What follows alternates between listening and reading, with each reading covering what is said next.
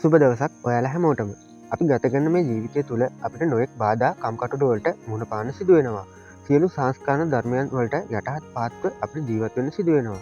මුළු මහත් ලෝකයටම විසඳුම් සොයන ප්‍රශ්න වලට මීට වසර 2500කට පෙර අප මහා බුදුන් වහන්සේ දේශනා කළ සදාතනික දහම තුළ සරල සහ ගැඹුරු රහස් බොහොමයක් අදටත් වළංගුව පවතිනවා. මේවා රහස් වන්නේ අපේ ඒවාට නිසි අවධානයක් නොදුන් නිසා මිස සැඟවී ඇති නිසා නොවෙයි. මේවා ඔබේ ජීවිතයට ආලෝකයක් ගෙන එන බව අපි විශ්වාස කරනවා. අද ඒ උතුම් රහස් අතුරින් රහස් 10ක් ගැන අපි මේ වීඩියෝ එකෙන් කතා කරනවා. දිගටම රැඳිලා ඉන්න කියලා ඔයාලට ගොඩක් ආදරෙන් මතක් කරනවා මේ වීඩියෝ එකේ අවසාන තත්පරය වෙනකම්.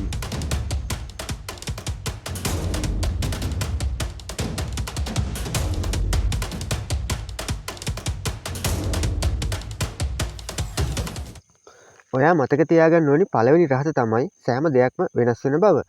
කිසිම දෙයක් මේ ලෝකේ ස්ථිරව පවතින්නේ නැහැ. සතුට දුක වගේම ලාභය අලාභය මේ සෑම දෙයක්ම සියලුම සත්ව වර්ගයාටම පොදුව පවතිනවා. මේ සියල්ලක්ම වෙනස් වෙන බව ඔයා හොඳට මතක තියාගන්න ඕනි. ඉතින් උදේට පායන ඉර හවස වෙනකොට බැස යනවා. ඉර එක හා සමානව මුළු දවස පුරාවටම එලෙසම පවතින්නේ නැහැ. ඒ වගේම තමයි උපදින සියලුම සත්වයන් කෙදිනක හෝ මිය යනවා. ඉතින් මේ දහම හරියට තේරුම් ගත්තාම ඔයාට දුකින් මිදෙන්න පුළුවන්. දෙවැනි රහස තමයි ඔයාට හැමෝම ආදරය කරන්නේ නැහැ. ලෝක ස්වභාවය එයයි. අන් අයගේ අදහස් වලට අනුව ජීවත් වීම අත්හැරියාම ඔයාගේ හිත නිදහස් වෙනවා. ඒ වගේම තමයි අනුන්ගේ ආදරය වෙනුවෙන් ආදරේ බලාපොරොත්තුවෙන් අපි ජීවත් වීම අත්හැරියාම අපිට කනස්සල්ලක් පසුතැවීමක් නැතුව ජීවත් වෙන්න හැකියාව ලැබෙනවා.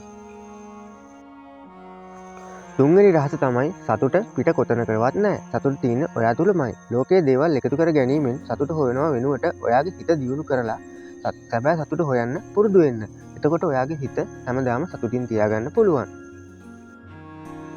හතරවෙනි රහස තමයි ඔයාගේම තරඟකරු ඔයාමයි. අන්න ඒ නිසා අනුන් සමග තරඟ කර කර ඉන්නවට වඩා තමන්ගේ සිත සමග හොඳින් කටයුතු කරන්න පුරුදු වෙන්න. එතකොට ඔයාට කිසිම දෙයක් ගැන පසුතැවීමක් ඉතුරු වෙන්නේ නැහැ.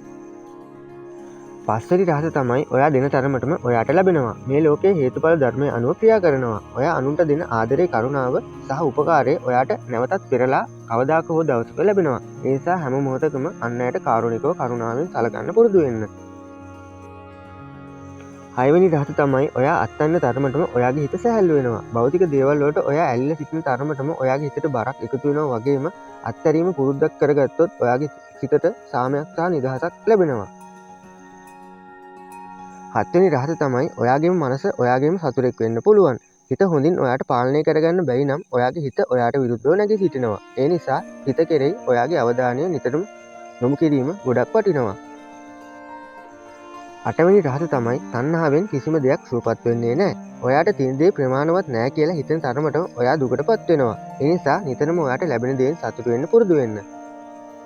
නවවෙනි රහස තමයි හොඳ කතා අහනවට වඩා හොඳයි හොඳ ජීවිතයක් ගත කරන එක.